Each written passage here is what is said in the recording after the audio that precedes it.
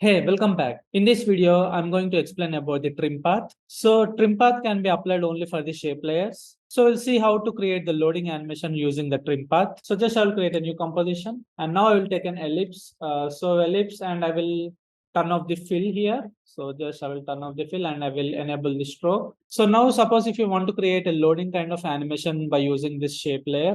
So first we need to apply a trim path here. So now if you want to apply the trim path, beside these contents in the shape layer, there is an add option. So you have to click on this and there is an option called trim path. So you need to click on this. So now see it has been added a trim path. So we have some properties in the trim path here. So if you open, you can see there is a start and offset. So suppose if I use this option, so it is trimming from the start point, and if I use this end point, it is trimming from the end point. So now by using this technique, we can use this, we can create a loading animation. So for example, if you want to create a loading animation, let's say I will put the both values to like 0 to 0. So the shape has been trimmed from the both shape.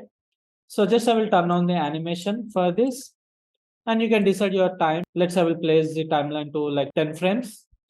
So just I will make this to 100. But here, see if you play, you will not be able to see anything because I'm applying the same values here. So that what the thing is, at the same time, it is going to trim from the start point and also at same time, it is going to trim from the end point. Now, what the thing is, we need to put some delay so that you will get the actual loading animation. So now in order to do that, just for the end animation, you can select these keyframes and just you can make some delay so that now you can see you will get this animation. So if you want little bit bigger, so just we can give more delay, and now if you play, we got this thing. And also if you want like ease in ease out smooth animations, then we can select the keyframes and you can press F9 so that you will get this loading animation. And also if you want different kind of loading animations, like continuously it will make an rotation. So in order to do that, just I will turn off this. Just I will make some sort of size here. Let's say up to here. Let's say I will put up to like 50. So now I want to create a different loading animation. So continuously it will make an rotations. So in order to do that, we need to give the animation for the offset. So like what is offset is, see if you change the value. Now whatever the shape has been trimmed, only it will rotate. So now we can give an animation. So let's say, for example, I will put it to like 0 and I will turn on the animation for the offset. So after some frames, you can put it like 2 or something. So now it will make an 2 rotations of animation. So if you want to rotate like 10 seconds or something, you can put this value up to here. And if you want to increase the speed, then we can increase the speed by using this offset. So first we need to go to this keyframe. So just I will press K and I will increase the number of rotations. Let's I will put up to like 10. Now it will make a rotation animation. So by using the trim path, we can make two types of loading animations here. Now, suppose if you want to apply this trim path to the text layers, as I said, we can apply only for the shape layers, but we'll see how to apply to the text layers here. So first we'll create an text. Now we'll see how to apply the trim path for the text here. So as I said, the trim path can be applied only for the shapes. So first we need to convert this text into shape layers. So in order to do that, just we need to select the text layer and right click. There is an option called create and there is an option create shape from text. So first we are converting the text into shape layers so that we can apply the trim path here. So now I will just select this option create shape from text. Now you can see the original text has been hidden and now it has been created the shape layer here. The trim path is good for only strokes. So what I will do is I will turn off the fill for this shape layer. So just turn off this and I will apply the stroke. And also you can increase the width of this.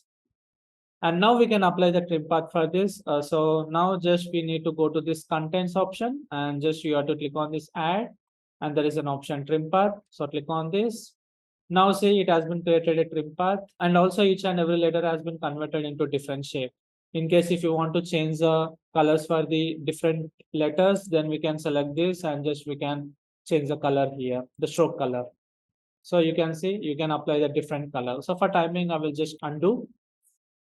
And now if you go to this trim path and you can see here there is an option like start and end. Now this time I will give the animation only for the end or start, either it depends on your requirement. So at present I will give the animation for the end here. So starting, let's say I don't want to be see the text here, so just I will put it to 0. Now the total entire text has been trimmed out.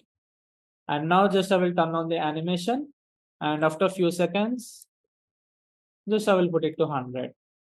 Now if I play this, you'll get this nice animation. And if you want to increase or decrease the speed, you can play with this keyframe here. So just in this way.